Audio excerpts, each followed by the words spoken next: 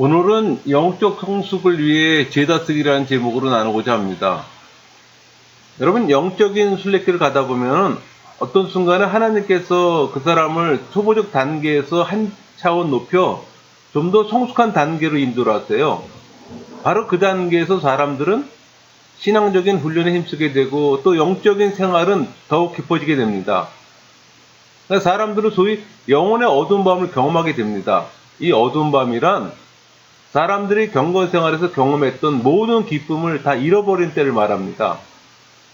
그런 일이 생기는 것은 하나님께서 그들을 정화시키시고 더 높은 차원으로 올리기 위함이에요. 한 영혼이 회심하게 되면 그 영혼은 성령에 의해 보살핌을 받으며 자라나게 됩니다. 마치 사랑하는 어머니처럼 하나님께서는 어린 영혼에게 영적인 젖을 먹이시고 또 보살펴 주시고 또 위로해 주세요. 이 단계에서 그 영혼들은 큰 기쁨을 맛보게 됩니다. 그들은 절박함과 인내심을 갖고 또 기도하기 시작하고 온갖 신앙적 활동에 또 몰두하게 됩니다. 그 활동들 가운데서 그들이 누리는 기쁨이 크기 때문에. 그러나 하나님께서 그들에게 더 높은 단계에 이르기를 명하실 때가 옵니다. 그러니까 하나님께서는 그 영혼에게 이전에 주셨던 위로를 앗아가 버리세요. 그러니까 그것은 그 영혼에게 선을 가르치고 악이 자라는 걸 막으시기 위함이에요. 그러면서도 여러 가지 중대한 죄를 다루십니다. 여러 가지 죄를 살펴보면 우리의 영혼이 영적인 위로를 어떻게 오용하는지, 그리고 하나님께서 우리의 영혼을 불완전한 죄에서 정화시키기 위해서 왜 영적인 위로를 앗아가는지 분명히 깨닫게 될 것입니다. 영적인 생활의 초보자들은 활동에 지나치게 열심을 내는 경향이 있어요.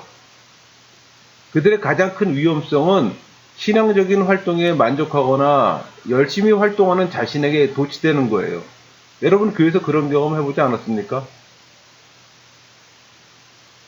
그러니까 그들의 마음에는 은밀한 교만이 자리 잡아요. 그것이 바로 중대한 죄의 시작이에요.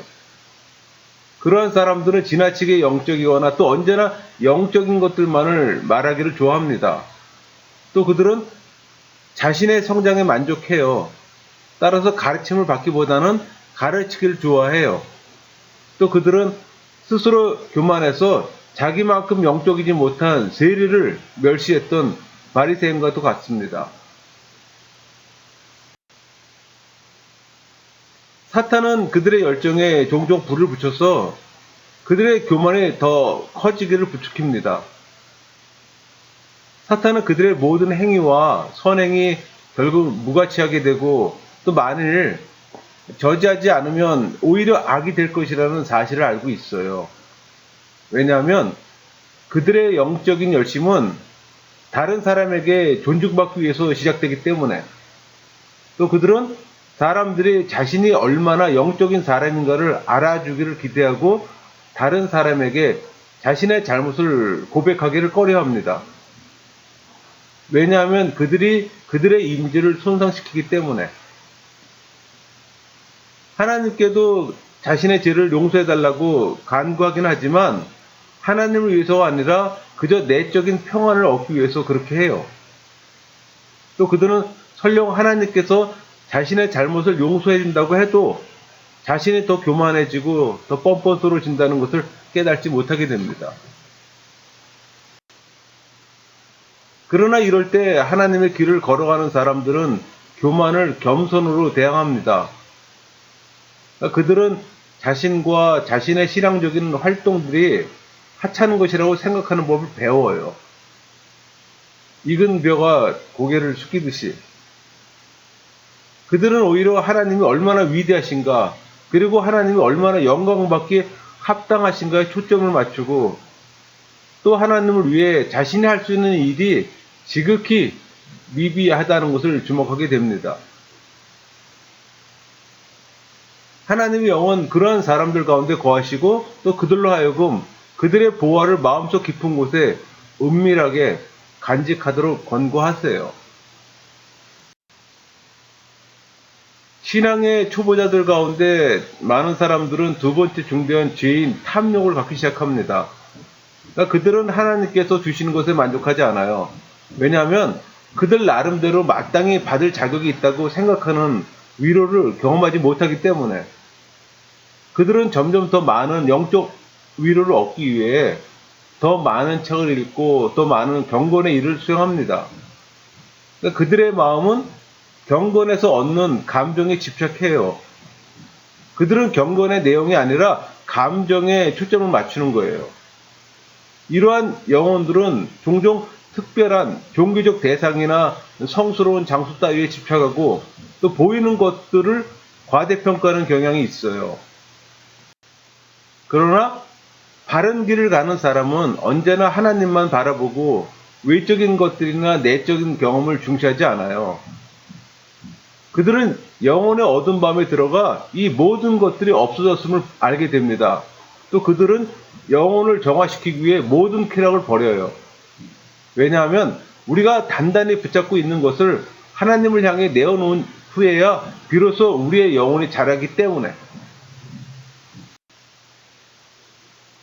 세 번째 중대한 죄는 영적인 사치입니다.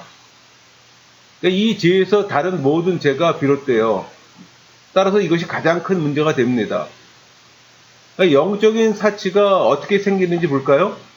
기도에 깊이가 있는 사람은 마음속 깊은 곳에 자리 잡은 그 유혹을 경험하고 자기로서는 그것을 막을 힘이 없다는 사실을 발견하게 됩니다. 주로 이것이 이 세 가지 원인에서 생겨요. 첫째 원인은 영적인 일들의 육체가 얻는 육체적 쾌락입니다. 그러니까 우리의 본성 중 저급한 부분인 육체는 때때로 경건의 시간에 자극을 받아요. 그러나 육체는 그런 자극의 체험을 소유하거나 붙잡을 수가 없습니다. 그래서 붙잡을 수 있는 것, 즉 불순하고 육감적인 것을 자극하기 시작합니다. 둘째 원인은 사탄이에요. 영혼을 회방하고 동요시키기 위해 사탄은 영혼 속에 있는 불순한 생각들을 자극합니다. 그러니까 사탄은 우리가 이런 유혹에 넘어가길 바라요. 그렇게 되면 영혼은 이 유혹에 두려워하기 시작하고 기도 생활에 느슨해지게 됩니다. 이런 일이 지속되다 보면 결국 기도 생활을 포기하게 되는 거죠. 셋째 원인은 불순한 생각들에 대한 과도한 두려움입니다. 그러니까 어떤 영혼들은 너무나 부드럽고 연약해서 그런 생각들을 견뎌내지 못하고 늘 두려움을 살아갑니다. 이런 두려움 자체가 그들이 파멸하는 원인이 될 수가 있어요. 그러니까 그들은 조금만 방해를 받아도 마음이 동요되며 또 그 결과 너무나 쉽게 정신이 산란해집니다. 영혼이 영적 생활의 유익을 누리기 시작하는데 갑자기 그것을 빼앗기면 그 영혼은 화가 나고 격분하게 됩니다. 이것은 영적 분노의 죄로서 영혼의 어두운 밤에 깨끗이 치유되어야 합니다. 일단 기쁨이 사라지면 매우 염려하고 좌절합니다. 그것은 마치 젖먹이가 어머니의 젖가슴에서 떨어질 때 싫어하는 것과 같아요. 그러니까 이와 같은 자연스러운 실망은 사실 죄가 아닙니다. 그러나 그것이 방치되면 위험한 악이 될 수가 있는 거예요. 그러니까 더러는 기쁨의 상실이 자신이 저질렀던 일이나 또 소홀히 했던 일 때문에 생긴 것이라고 생각하고 분노하는 사람들도 있어요. 근데 그들은 이 기쁨을 회복하기 위해 야단 법석을 떨고 또 애간장을 태우며 가능한 모든 일을 하려고 애를 씁니다. 그들은 하루 만에 청인이 되려고 해요. 그들은 더 영적인 사람이 되려고 온갖 결심을 다 합니다. 그러나 결심이 크면 클수록 실망도 크게 마련이죠. 그들의 문제는 무엇이든 하나님께서 주시는 것과 하나님이 주실 때를 기다리는 인내심이 부족하다는 겁니다. 그들은 어두운 밤에 생길 어떤 영적 오념을 배워야 하는 겁니다. 다섯 번째 죄는 영적인 과식이에요. 그러니까 많은 영혼들이 경건 생활이 주는 영적인 그 달콤함에 탐닉한 나머지 계속해서 더 많이 얻으려고 애씁니다. 그런 경험들 많이 하시잖아요. 그러니까 절제의 한계를 넘어서 영적인 활동들로 거의 자기 자신을 죽이기까지 합니다. 복종과 오랜 금식과 뼈아픈 고행을 통해서 육신적인 것으로 이기려고 많은 노력을 합니다. 과거의 수도사들이 많이 그랬잖아요. 그러나 이런 것들은 일방적인 고행임을 깨달아야 해요. 왜냐하면 그것들은 하나님께 비롯된 것이 아니기 때문에. 사람들은 자신의 의지를 따라 일을 하는 것이므로 선보다는 악이 되기 쉽습니다. 왜? 인간은 악한 본성을 갖고 있잖아요. 그러니까 인간이 선하다고 하는 것도 결국 하나님 관점에서 볼 때는 악할 수가 있는 거예요. 참된 순종의 길을 걷는 것이 아니라 자기가 원하는 것을 자기가 선택한 시간에 자기의 방법으로 하는 것이기 때문에 이런 일들을 하나님을 위해서가 아니라 자기 자신을 위해서 하는 거예요. 따라서 이내 실직 내고 또 지치게 되고 또 그런 경우에는 차라리 모든 일을 버리고 쉬는 것이 더 나을 수도 있습니다. 문제의 핵심은 바로 여기에 있습니다. 그들은 헌신의 대가로 기쁨이 없으면 그들이 성취하는 일이 아무것도 없다고 생각하는데 이건 중대한 과오예요. 그것은 하나님을 잘못 판단하는 겁니다. 왜냐하면 우리가 경건 생활에서 받는 감정은 경건 생활의 유익 가운데 지극히 작은 것이기 때문에 보이지도 않고 느낄 수도 없는 하나님의 은혜는 훨씬 더 커요. 그것은 우리의 이해를 초월합니다. 그러니까 노력을 통해 위로를 얻으려 하는 영혼은 실제로 영성을 잃어버리는 것이라고 말할 수 있어요. 참된 영성은 인내와 오래 참음과 겸손했기 때문에 영적 과식의 죄는 우리에게 더 많은 책을 읽게 하고 더 많은 기도를 하게 합니다. 그러나 하나님께서는 그분의 무한한 지혜로 그런 사람들에게 아무런 위로도 주지 않아요. 왜냐하면 이런 욕구를 채우는 것이 과도한 식욕을 돋구게 되고 또 결국에는 수많은 악을 양산할 수 있다는 것을 아시기 때문에 하나님께서는 그런 영혼들을 어두운 밤에 무미 건져움을 통해서 치료하십니다. 또 나머지 두 가지 죄는 영적인 시기심과 영적인 나태함입니다. 먼저 영적인 시기심을 볼까요? 자신이 영적인 사람이라고 생각하는 사람들은 종종 다른 사람들의 영적인 성장에 대해 들으면 기뻐하지 않아요. 그들의 주된 관심은 오로지 자신이 칭찬받는 거예요. 그러니까 그들은 사람들의 관심이 다른 사람들에게 쏠리는 것을 좋아하지 않아요. 자신이 가장 영적인 사람으로 인정받기를 좋아한다는 거죠. 이것이 바울이 말한 선한 일에 기뻐하는 사람과 정면으로 배치되는 겁니다. 영적인 나태함은 영적 생활에서 기쁨이 사라질 때 찾아옵니다. 그러니까 영혼들은 영적인 활동을 통해 아무런 위로를 얻지 못하면 공감을 느끼고 또 이내 영적인 활동을 포기해버립니다. 그리고 그들의 필요를 채우지 못하는 일을 하게 된 데에 화를 냅니다. 또 그들은 자신을 하나님의 척도로 판단하는 것이 아니라 하나님을 자신의 척도로 판단하고 또 하나님께 대한 관심을 잃기 시작합니다. 그런 영혼은 너무나 연약해서 우리의 영적 성장을 위해 준비된 십자가, 다시 말해서 영혼의 어두운 밤에 맞이하는 십자가를 질 수가 없는 거예요.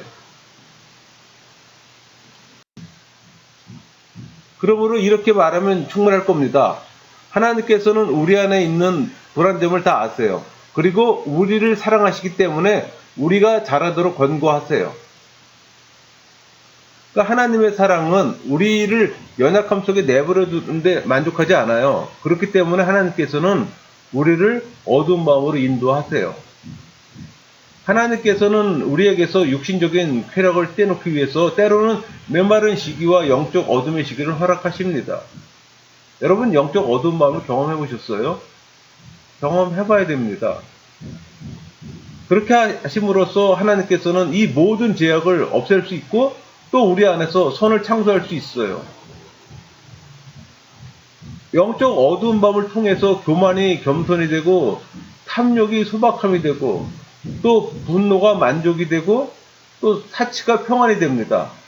또 탐식이 절제가 되고 시기가 기쁨이 되고 나태함이 강건하게 되는 겁니다. 하나님께서 영혼의 어두운 밤을 통해서 그 영혼 속에 소극적으로 일하시지 않으면 어느 누구도 깊이 있는 영적 생활을 할 수가 없습니다. 영적 생활은 내가 하고 싶어서 하는 게 아니에요, 여러분. 하나님이 우리를 도와주실 때, 하나님이 일하실 때만 가능한 거예요. 많은 영성가들이 많은 그 영성책에서 어두운 밤이라는 표현을 많이 씁니다. 왜 이 어두운 밤이라고 명명한 것은 모든 경건한 저술가들이 보편적인 경험을 했던 거예요. 어두운 밤 없이 영적인 성숙을 바라는 것은 예를 들면 뭐 훈련 없이 챔피언이 되는 거, 훈련 없이 챔피언 되려는 운동선수, 그런 거랑 같은 거예요. 또 깊은 사고 없이 위대한 책을 쓰려는 저술가와 같은 거예요. 앞에서 언급한 죄 다스림의 목적은 우리 영혼에서 합력해서 선을 이룹니다.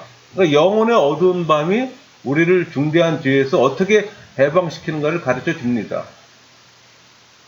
동시에 그것이 우리 안에서 중요한 덕목들, 그러니까 강인함, 신중함, 정의, 절제, 믿음, 소망, 사랑, 이런 것들을 개발시킬 때 어떻게 작용한가를 잘 보여줍니다.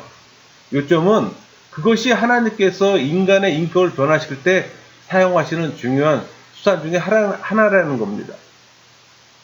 우리에게서 가장 중요한 문제는 이같이 성령의 사역에 우리가 어떻게 반응하느냐는 거예요. 성령이 우리를 다스리는 힘은 은혜입니다. 하나님이 은혜의 방편으로 우리를 다스리는데 우리는 은혜의 지배 아래 있어야만 하는 거예요.